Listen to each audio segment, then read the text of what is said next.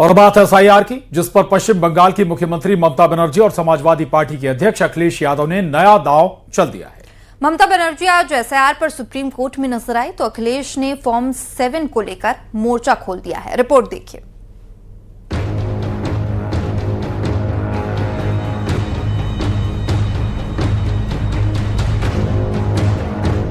Vote शुद्धिकरण यानी SIR की लड़ाई अब अलग लेवल पर पहुंच गई है।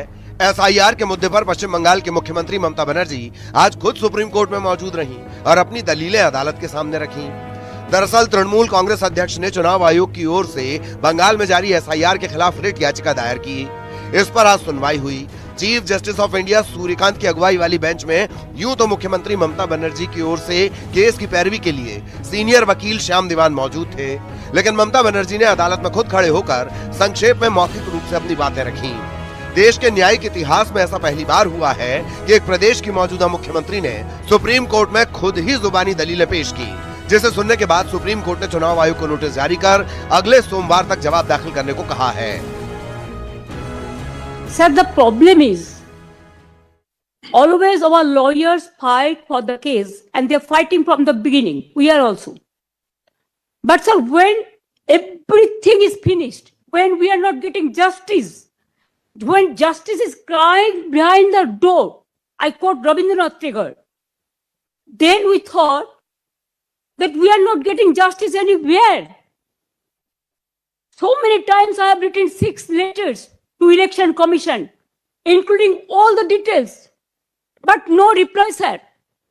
I'm a bonded labor, sir. Maybe I prefer that. I'm a very less important person. I prefer that. Sir, I'm from a common family, but I am not fighting for my party. उधर UP में SIR पर Samajwadi party हमलावर है। अब अखिलेश यादव ने form 7 को लेकर मोर्चा खोला है। अखिलेश का आरोप कि बीजेपी जानबूझकर पीडीए के वोट काट रही है। अखिलेश यादव ने आरोप लगाया कि चुनाव आयोग के लोगों का जिस तरह का व्यवहार है उससे ऐसा लगता है कि वो बीजेपी के लिए काम कर रहे हैं। अखिलेश ने चुनाव आयोग पर शिकायत को नजरअंदाज करने के भी आरोप लगाए हैं। की जिम्मेदारी है वोट ज्यादा से ज्यादा बने, ये नहीं कि वोट ज्यादा से ज्यादा कटे।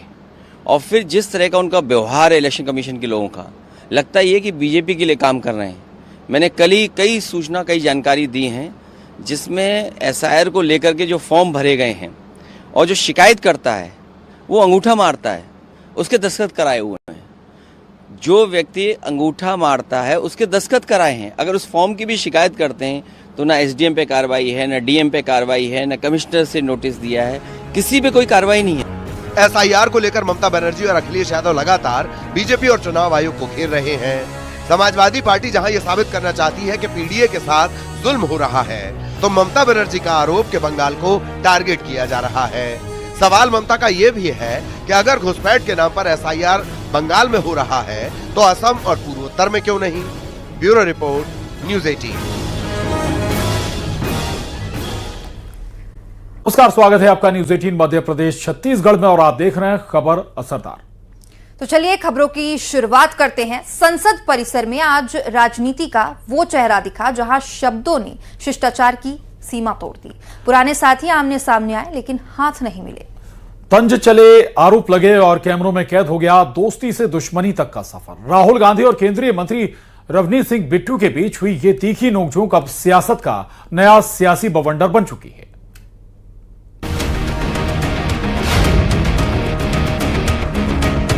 ये तस्वीर संसद परिसर की है, मकर द्वार की, वही जगह जहां देश की राजनीति के लिए मर्यादा तय होती है, जहां शब्द तौले जाते हैं और आचरण मिसाल बनता है। लेकिन आज इसी परिसर में जो कुछ हुआ उसने संसद और सड़क के फर्क को धुंधला कर दिया।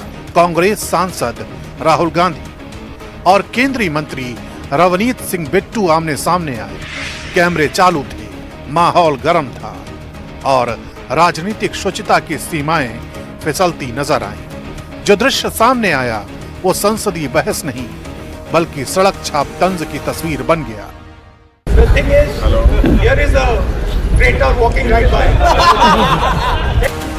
तंज भरी मुस्कान के साथ इस सियासी टकराव की शुरुआत हुई। राहुल गांधी निलंबित सांसदों के साथ प्रदर्शन कर रहे थे, तभी पास से गुजरते दिखे केंद्रीय मंत्री रवनीत सिंह बिट्टू। आरोप है कि बिट्टू ने व्यंग करते हुए कहा, ये कारगिल की जंग जीत कर आए हैं। माहौल यहीं से बिगड़ गया।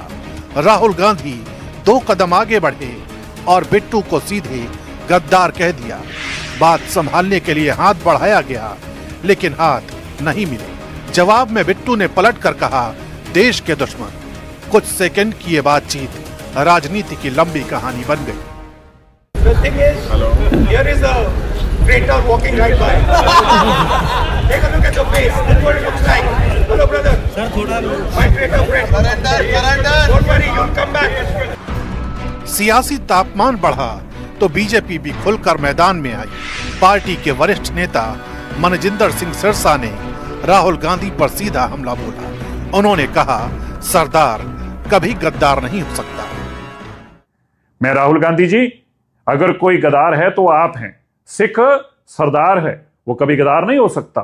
लेकिन आप द्वारा इस तरह की मानसिकता को दर्शाना, सिखों के प्रति इस तरह के अपशब्द बोलना, यह बताता है कि कांग्रेस की आज भी मानसिकता में बदलाव नहीं आया। अगर कोई गद्दार है तो वो गांधी परिवार है, जिन्होंने श्री दरबार साहब के ऊपर तोप टैंकों से हमला करके गद्दारी की, जिन्होंने सिखों के पवित्र स्थान अकाल तख्त साहब को गिराकर गद्दारी की। ये तो वो हल्का आदमी है, हल्का आदमी है। इतनी हल्की बात मत करें। हंसी मजाक की बात को हंसी मजाक तक रहने दें। विडंबना ये है कि रवनीत सिंह बिट्टू कभी राहुल गांधी के भरोसेमंद और करीबी नेताओं में गिने जाते थे। लुधियाना से सांसद रहे बिट्टू कांग्रेस का बड़ा चेहरा थे, लेकिन 2024 के लोकसभा चुनाव से पहले उन्होंने कांग्रेस से नाता तोड़ लिया और बीजेपी का दामन थाम लिया। आज वो केंद्र में मंत्री हैं। शायद यही राजनीतिक अलगाव, यही टूटा रिश्ता आज संसद के गलियारों में तंज और तलखी बनकर फूट पड़ा। दोस्ती से दुश्मनी तक का यह सफर कैमरों में कैद हो गया। तो संसद में राहुल गांधी के किताबी संग्राम पर अब राजनीतिक गलियारों से सड़क तक ये पहुंच चुका है, जिसे लेकर अब निशिकांत दुबे गांधी परिवार पर लिखी आपत्तिजनक किताबें और जवाहरलाल नेहरू के पत्र लेकर आए। दुबे ने कांग्रेस को घेरने के लिए एक पोस्ट किया है, जिसमें देश के पहले पीएम जवाहरलाल नेहरू के खत को शेयर करते हुए लिखा है, कुछ कहूंगा तो बवाल हो जाएगा। कांग्रेस की लंका में आग लग जाएगी।